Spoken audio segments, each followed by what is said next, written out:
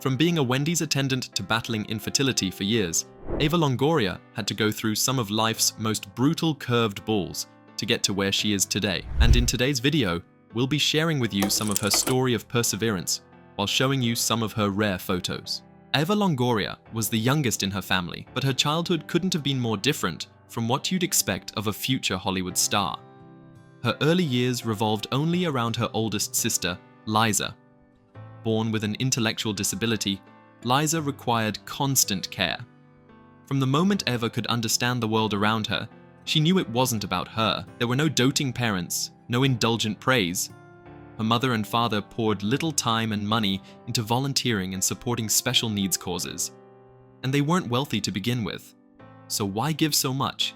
Because of Liza. Eva never resented it. She hadn't been born into a normal family dynamic, and to her, it was enough. But it wasn't always easy. At 15, Eva looked forward to her quinceañera, a rite of passage every Mexican girl dreams of.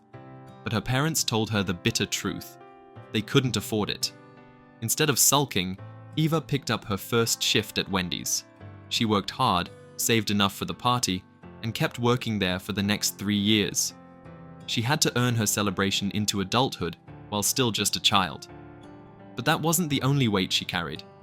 Eva was never the pretty one growing up, at least according to those around her. Her darker skin and hair didn't fit the beauty mold in her small Texas town.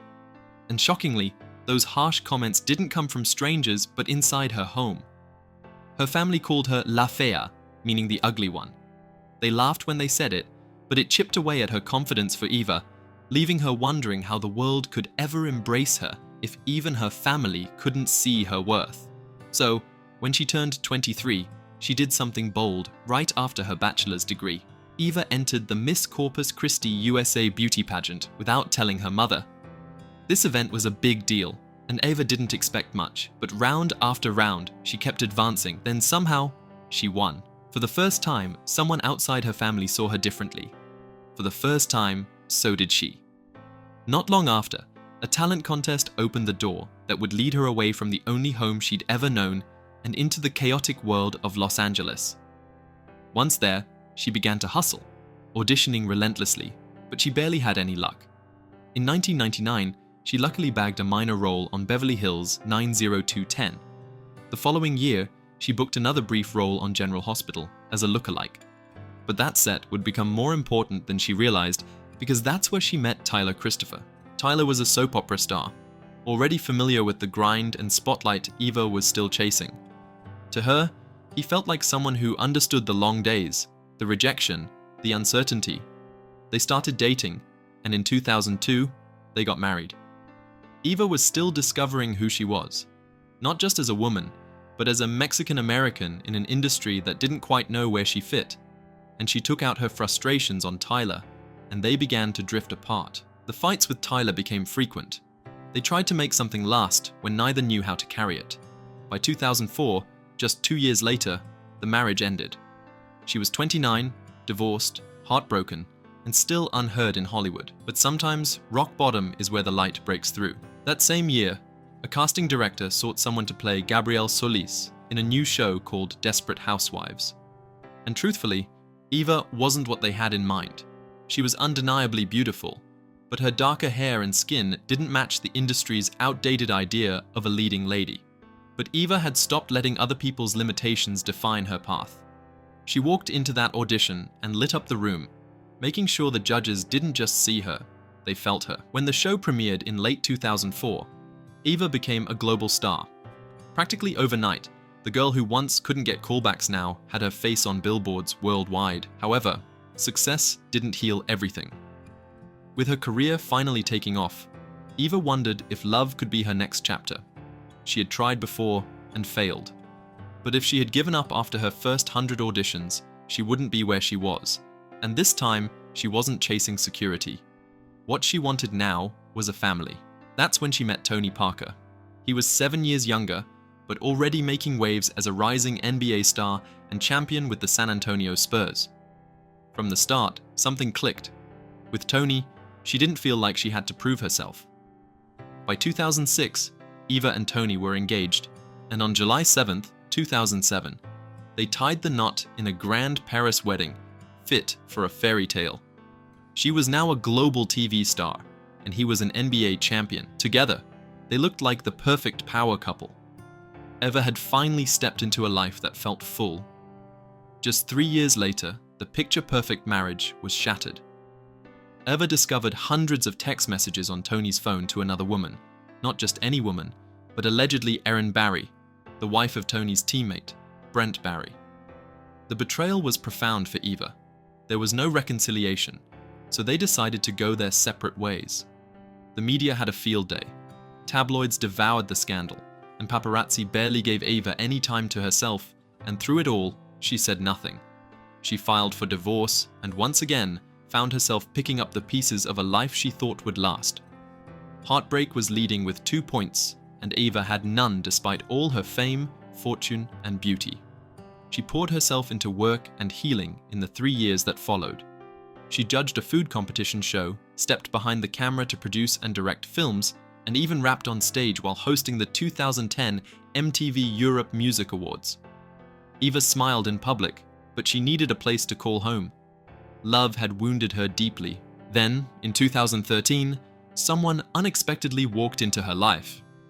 José Antonio Pepe Baston, a Mexican media mogul and president of Televisa. Pepe brought stability, unlike the flash of Hollywood or the roar of NBA arenas. They took their time, building something real. And on May 21, 2016, Eva married for the 3rd time quietly, and fans kept wondering if the marriage would last. Now, nearly a decade later, that answer seems clear. There have been no scandals, no chaos, and just when Eva thought her story had reached its calmest chapter, something extraordinary happened. In her previous marriages, Eva had silently battled infertility, but at 43, she became a mother. She gave birth to Santiago Enrique Baston, her first and only child. Pepe was already a father to 2 children. For Eva, having her own child was the cherry on top. At home, life was good. Eva had found love, peace, and family. But in her career, things weren't unfolding as she had hoped. In 2016, the same year she married Pepe, Eva produced a new comedy series for NBC called Telenovela, where she also played a role. However, despite Eva's heart and hustle, Telenovela struggled to find footing. Critics were lukewarm, and ratings were low. After just 1 season, NBC pulled the plug. The cancellation crushed her. She began questioning her production skills, and those feelings of inadequacy kicked in again. Then came the public missteps. In 2020, Eva made a comment that sparked outrage during a live interview with MSNBC's Ari Melber after the Biden-Harris win. She praised Latina women for their historic voter turnout, saying they had outperformed men in every state.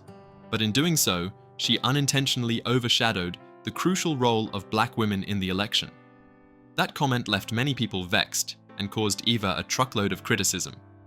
When she realized the insensitivity and error in her remarks, she tendered a heartfelt apology to all affected.